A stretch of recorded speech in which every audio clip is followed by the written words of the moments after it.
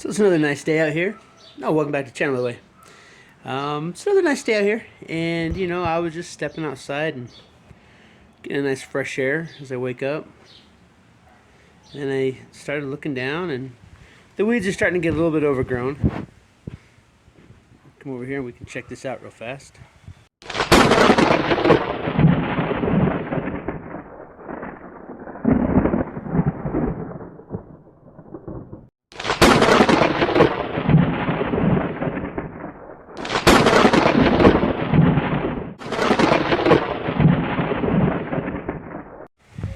Yeah, I gotta do some maintenance, but as you can see,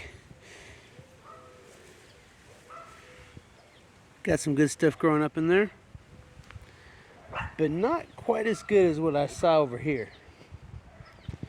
See, over here is a little bit better example. I looked and I saw this.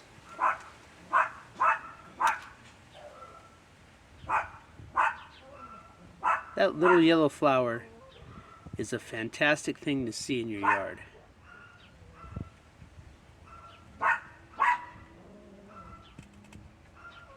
So yeah, those are a great thing to see in your yard, but not only just in your yard. I'm gonna quickly pan and scan here. Hold on. Alright, so as you can see, it's not my yard, just the street next to my house. We're gonna come over here. So as you can see, a yellow flower right there. Right here we got the little flower. Walk along, growing up in the sidewalk. We got this little yellow flower here. Little yellow flower here. So as you can see, this thing grows quite prevalently everywhere. Now this is April in the middle of the city. Here's a nice big bushy one, right? Now, this is called London Rocket. That's the common name.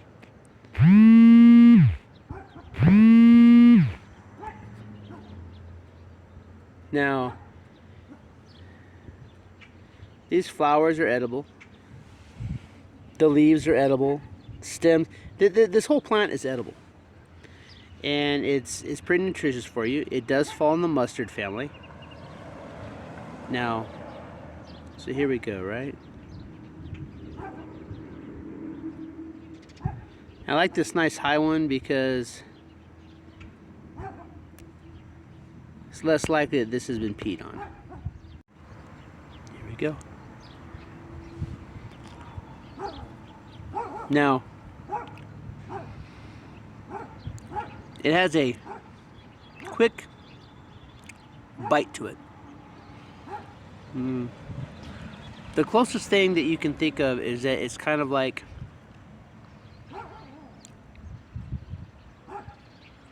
a horseradish or wasabi type heat. It hits, it doesn't linger, right? When it's done, but you get that quick little spiciness to it. So, yeah, these leaves aren't, here, we'll get a nice tender leaf here. So get a nice little tender leaf here.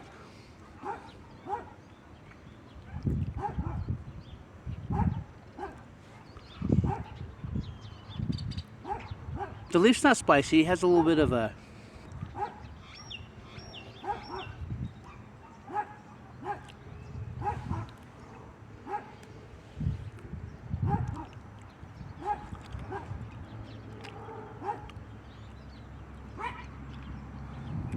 there's a little bit of spiciness to it, but it's not too bad. But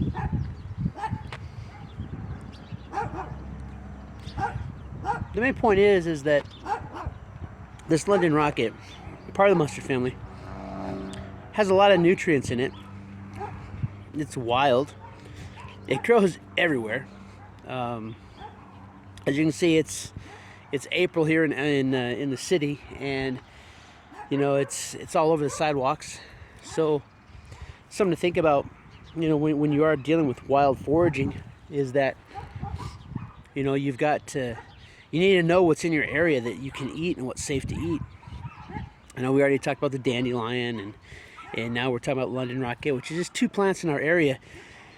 And this is in the middle of the city, because anywhere where you do have a little bit of dirt, you're going to have like plants that can grow. Well, that London Rocket It's pretty tasty. It's nutritious. Um, Dandelion is a little bit bitter, but it's nutritious. You know, you can mix those together, and you know, you can make tea and tinctures out of the dandelion, which is great to have. You know, it's good to treat things like. Um, well, watch the dandelion video, but there's a lot of nutrition value to both of these plants, and so it's a good way to start to know your area is to learn what plants in your area are good and safe to eat. Sorry, that got kind of dim there. There we go. But yeah, and wild foraging, even in the city, is highly possible. You just have to know what to look for and where to look for it. And so eventually what we're going to do is we're going to be putting all this together, and you know, we're going to be cooking up a little meal there with the wild edibles that we have just here in my front yard. And my front yard is mainly concrete. There's a couple other plants I wait for them to grow back. I pulled them before I realized that they were edible, so they're gone. But they come back every year, and they're pretty large, and we're gonna give them a taste. And yeah, I know what my mom's thinking right now. Oh no, Yule Gibbons. You know, if you don't know who Yule Gibbons is, look that up. It's pretty funny. But yeah. But at any rate, that's your wild edible, you know, little tip there. No, I don't want to say that, but that's your little foraging tip, you know, to learn what's in your area, and that's what's in my area. And so it's something to think about. At the end of the video, I'll put up some pictures of these so that you can, you know, get, you know, a good, nice little long still of what they look like and what to look for. But until next time, keep foraging.